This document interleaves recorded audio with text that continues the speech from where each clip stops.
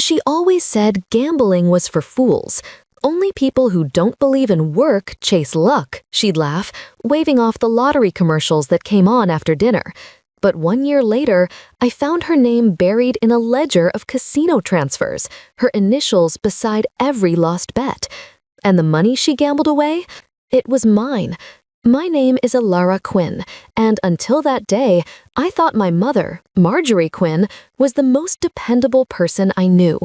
She had raised me on discipline and quiet pride. No excuses, no debts, no pity. She balanced checkbooks like a ritual, paid bills early, and lectured me about saving for storms you don't see coming. So when I received a bonus from my new design job and didn't know where to invest it, she offered to handle it temporarily until we found something long-term. I transferred every cent into her account, $62,400, with the kind of blind faith you only give someone you've never imagined betraying you. That was 2 years ago. Back then, she said she was researching mutual funds and safe, low-risk growth plans. She'd even printed fake spreadsheets, showing gains that never existed. I'd check in sometimes, gently. Any updates on the portfolio?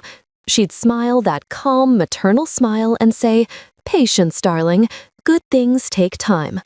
I wanted to believe her so badly that I didn't notice her hands trembling more often, or the perfume of anxiety she masked with lavender oil. The truth didn't unravel in one dramatic discovery. It came in quiet cracks. A call from her bank asking to confirm unusual activity. A late-night envelope from a collections office addressed to her. A stranger's voicemail saying, "This is about the gaming credit card." It took months before the puzzle fit together, and even then, I didn't want to see the full picture. Until I did. One rainy Thursday, while helping her clean her study, I found a folded casino reward statement behind her printer. Bright gold lettering spelled out, "Golden Horizon Casino, Platinum Member." I stood there, the paper shaking between my fingers as raindrops drummed on the window. My mother, the woman who'd lectured me about financial sin, was a registered high-tier gambler. It was like discovering your priest's face on a wanted poster. When I confronted her that night, she didn't even try to lie. "I just needed to feel alive again," she said, her voice small but defiant. "After your father died, I felt like my whole life froze. The casino was bright, exciting. It made me forget how ordinary everything felt. I couldn't speak. My chest ached with disbelief, grief, and something uglier, humiliation. You used my money," I finally said. "I meant to pay it back." "With what, Mom?" My voice cracked. "Luck?" She winced. "Don't talk to me like that. I'm your mother." That line, "I'm your mother," it was her shield, her weapon, her excuse. But that night, it shattered. The next few weeks were a blur of tension. She begged for time to make it right. She swore she'd win it back, or refinance the house, or sell jewelry. But every promise sounded like an echo inside an empty church. The grief of losing money was one thing, but the grief of realizing you'd been played by someone you love, that grief leaves bruises you can't show. I stopped visiting for a while. Calls went unanswered. My trust had calcified into distance. But betrayal doesn't rest quietly. It keeps replaying, whispering, tempting you to do something about it. One evening, I went back to her house to pick up some old boxes. She wasn't home, but her computer was still logged in. The folder labeled investment documents caught my eye. Inside it were dozens of screenshots, wire transfers to Golden Horizon, online poker accounts, and casino receipts. She'd spent over $118,000, including her savings and mine. And then there was something else, a spreadsheet labeled Recovery Plan. When I opened it, my stomach turned. Column A, possible people to borrow from. Column B, plausible excuses. My name was listed second, highlighted in yellow. Under excuse, need bridge loan for a business investment, promise to repay within 3 months. I stared at that line until my eyes blurred. That's when the idea began, not for revenge, but for justice. Revenge, for me, was never about screaming or confrontation. It was about precision, about giving someone a mirror sharp enough to cut themselves on. So I started documenting everything, every bank statement, every email, every receipt with her name on it. I made digital backups, printed hard copies, and even photographed her casino membership card. Then I made one final move. I called the Financial Integrity Bureau, a government agency that investigates fraud and money laundering. I didn't give my name, I just provided the evidence anonymously. Within 2 weeks, her accounts were frozen pending investigation. She called me, panicked. "Alara, I think someone hacked me." The bank says they're investigating suspicious transactions. I can't access anything. Her voice trembled, a sound I'd never heard before from her. I almost felt sorry for her. Almost. "Maybe it's karma," I said quietly. "Karma?" she repeated, confused. I hung up before I could explain. She went silent for days, then weeks. The local news mentioned that several private accounts linked to casino laundering had been flagged for investigation. They didn't name her, but I knew.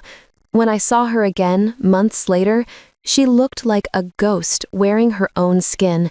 Her hair had gone almost silver, and her once pristine clothes looked. "The bank says they're investigating suspicious transactions. I can't access anything." Her voice trembled, a sound I'd never heard before from her. I almost felt sorry for her. Almost. "Maybe it's karma," I said quietly. "Karma?" she repeated, confused. I hung up before I could explain. She went silent for days, then weeks. The local news mentioned that several private accounts linked to casino laundering had been flagged for investigation. They didn't name her, but I knew. When I saw her again, months later, she looked like a ghost wearing her own skin. Her hair had gone almost silver, and her once pristine clothes looked worn, wrinkled. We met at a cafe halfway between our neighborhoods. The silence between us was thick enough to choke on. Finally, she spoke. "I lost everything," she whispered. "You already did," I said. She flinched. "Alara, I made mistakes, but I never stopped loving you. You don't understand what loneliness does to a person.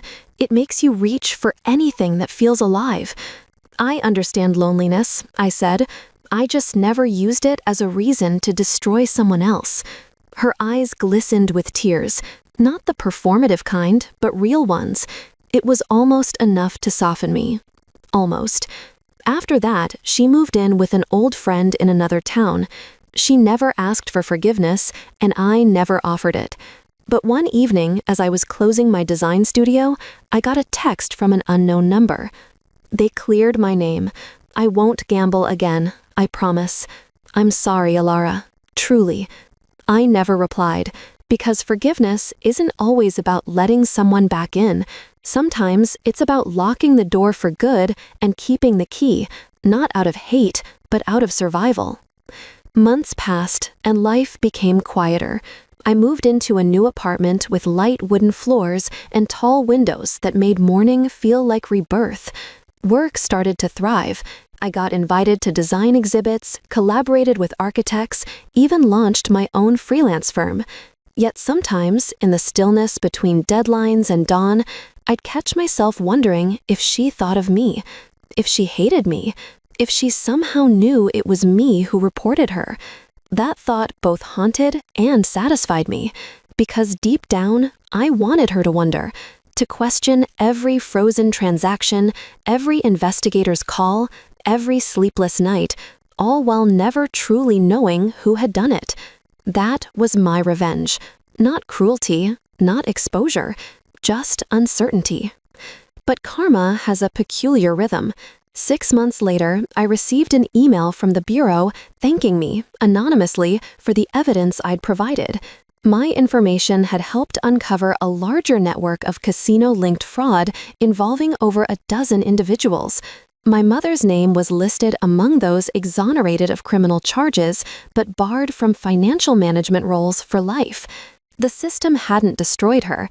It had simply caged her impulses. And in a strange way, that felt enough. Still, there were nights I dreamt of her face, Not the gambler's face, not the liar's, but the mother who used to braid my hair before school, who'd sneak chocolate into my lunchbox, who'd whisper, "We don't break trust in this family." The irony burned like acid. I realized then that betrayal doesn't only destroy relationships, it rewrites the language between love and memory. You start doubting even the good moments. Were they real? Or just rehearsals for disappointment? But healing, I learned, isn't linear. It's not loud. It's the quiet act of building something that can't be gambled away, like integrity or peace. A year later, I got a call from a lawyer. It turned out my mother had listed me as the secondary beneficiary on a small life insurance policy she'd taken years ago. She'd passed away suddenly, heart failure in her sleep. There was a handwritten note in the file. For Alara, the one person who forced me to see myself. You did what I couldn't. Thank you. I sat in the lawyer's office for what felt like an eternity, reading that note again and again until the ink blurred into my tears. For the first time since everything happened, I didn't feel vindicated. I felt free.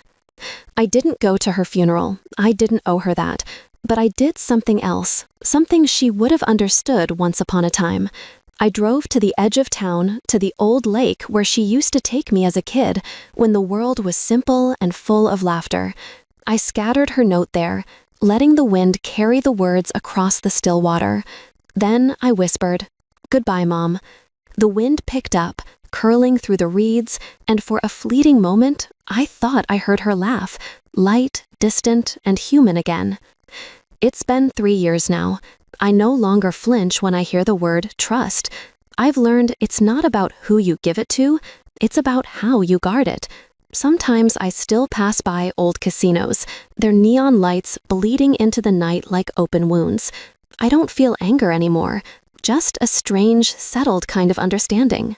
My mother wasn't evil. She was just weak in places I couldn't see. And maybe, just maybe, my revenge wasn't against her at all. It was against the version of myself who once believed love was enough to make someone honest. Every betrayal leaves a scar, but scars are proof of healing, not of harm. So I live quietly now, designing homes for other people, helping them build spaces that feel like safety. And every time I sketch a foundation, I remind myself, trust, like architecture, is strongest when it's tested by weight. You've just stepped into her revenge side, where every wound finds its justice, and every silence ends with truth. If her story struck a chord, make sure to like, share, and subscribe. Your support keeps these stories alive. Another secret waits in the next video. See how her revenge begins.